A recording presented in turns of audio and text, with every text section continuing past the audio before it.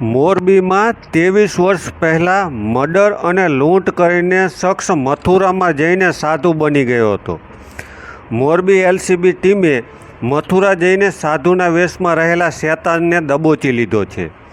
બનાવની જાણવા મળતી વિગતો મુજબ ત્રાજપર ખારીમાં ચંપાબેન નામના વૃદ્ધાની અજાણ્યા શખ્સોએ ગળો ટૂંપો દઈ હત્યા કરી પહેરેલ દાગીના, સોનાના પાટલા, ચેન, પગમાં પહેરવાના ચાંદીના કડલાની લૂંટ કરી હતી.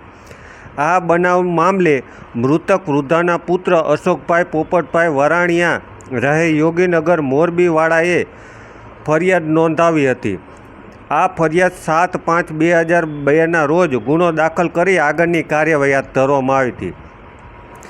આ ગુનામાં આરોપી તરીકે સોનલ ઉર્ફે સોનુ ઉર્ફે ધર્માવતી નટવરભાઈ પરમાર તેમજ પ્રેમસિંહ ઉર્ફે ગુફુ શરમન બધેલ ના નામો ખુલ્યા હતા અને આ આરોપીઓ બાબતે મોરબી સિટી પોલીસ દ્વારા અલગ અલગ ટીમો બનાવી આરોપીઓ મળી આવવાની સંભવિત જગ્યાઓ તથા તેના વતનમાં તપાસ કરી હતી, પરંતુ તપાસ દરમિયાન આરોપી મળી આવ્યા ન હતા અને બાદમાં આરોપીઓને ફરાર જાહેર કરવામાં આવ્યા હતા.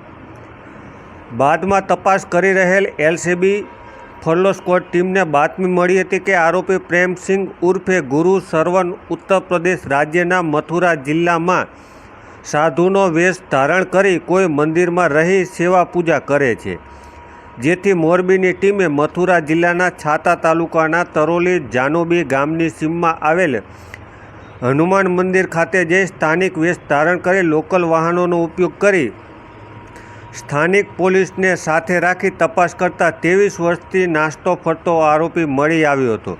તેને પકડી અહીં લાવીને મોરબી સિટી એ ડિવિઝન પોલીસને સોંપવામાં આવ્યો છે અને વધુ તપાસ હાથ ધરવામાં આવી છે.